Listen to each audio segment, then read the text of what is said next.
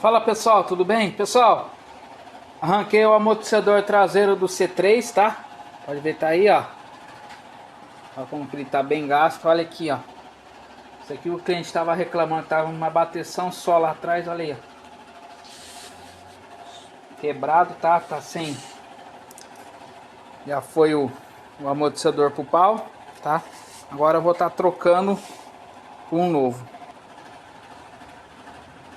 Aí pessoal, um amortecedor traseiro novo, tá? Vou estar instalando lá no C3, tá? Pode ver que tá tudo bonitinho.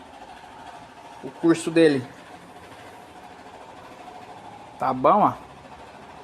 Tá vendo? Ó. Isso aí, agora eu vou estar montando lá.